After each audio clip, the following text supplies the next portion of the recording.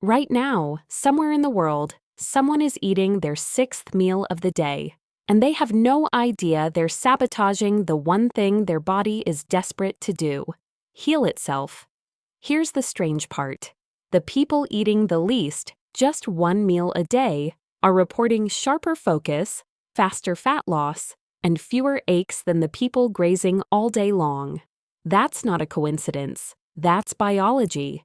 Because somewhere between hour 12 and hour 23 of not eating, your body flips a switch most people will never experience. It stops managing incoming food and starts repairing itself from the inside out.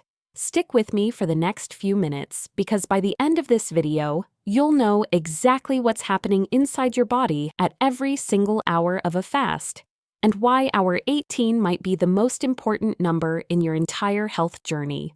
Picture a phone that never gets unplugged. Every couple of hours, someone walks over and jams the charging cable back in, even though the battery's already near full. This is what 3, 4, 5 meals a day does to your body. There is never a stretch of downtime. Never a moment where the system gets to run purely on what's stored inside it. The moment food hits your system, your pancreas releases insulin. Think of it as the charging cable itself. When insulin is plugged in, energy flows into your cells. It cannot flow back out. Your fat stores are the main battery reserve, locked behind a charging port that only opens one way. And as long as that cable stays in, the reserve stays sealed. You physically cannot burn fat while insulin is elevated. It isn't willpower, it's chemistry.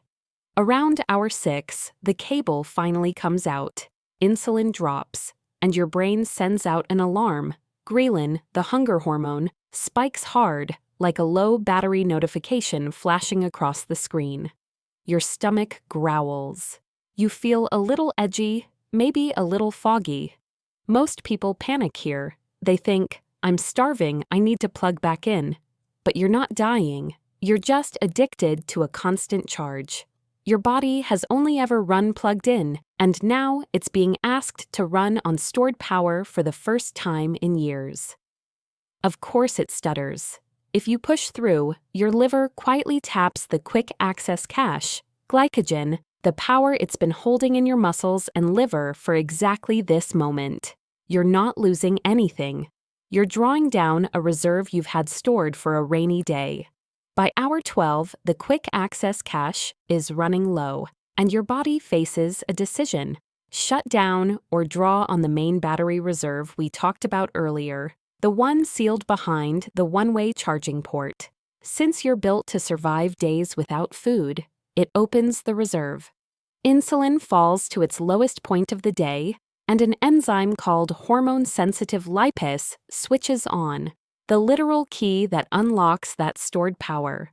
For the first time in maybe weeks, you're not running on yesterday's charge, you're running on you. Somewhere between hour 14 and 16, something shifts. The hunger pangs that hit earlier start to fade, not because you're weaker, but because your fuel supply has stopped fluctuating. Food-based energy is a phone lagging and stuttering between notification pings. Fat-based energy is smooth, uninterrupted performance. As your liver converts fat into ketones, your brain gets access to a cleaner running power source than glucose ever was. Less heat, less waste, more efficiency.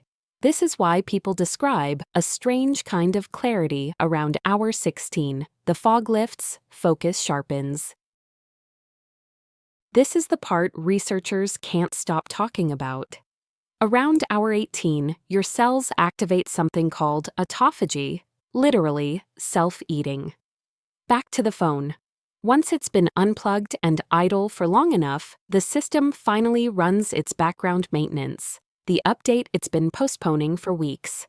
It clears out corrupted cache files, closes zombie processes still eating up memory, deletes duplicate junk that's been quietly piling up, and rebuilds the system files clean.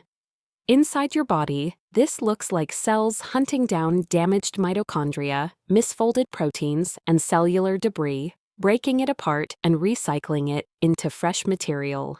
When you eat around the clock, this maintenance cycle barely gets a chance to run. It's one of the closest things we have to a biological reset button, and it only shows up when you give your body the downtime to find it. Now, the obvious pushback: isn't your body just eating your muscle at this point? It's actually the opposite. As the fast deepens, your body releases a surge of growth hormone, in some studies over 1,000% higher than baseline. Growth hormone works like battery saver mode. It locks down your essential apps, your muscle, and tells the system, pull power from the reserve, leave the core processes untouched, we still need them running. Your body isn't going to shut down the apps you actually need when there's a full reserve battery sitting right there. It draws from the reserve first. By hour 23, everything has changed. Insulin sensitivity is sky high. Your cells are like a phone that just finished a full reboot after an update, finally ready to sync and process new data instead of choking on background clutter. Digestive inflammation has had a full day to settle. This is peak readiness. But here's the catch. Because your body is so absorbent right now, what you break the fast with matters enormously. Junk food here doesn't just feel bad, it hits harder than it normally would. The move is protein first, to rebuild what autophagy broke down. Healthy fats next, to keep the metabolic machine running smoothly. And volume from vegetables, to replace the minerals your body's been quietly using all day. Do it right, and something surprising happens. You get full fast and satisfied, not stuffed. Your hunger and fullness signals, finally undisturbed by a non-stop stream of snacks, start talking to each other properly again. This isn't a punishment. It's not starvation. It's your body doing something it was built to do all along: switch fuels, clean house, and repair, but almost never gets the chance to, in a world that hands us food every 2 hours.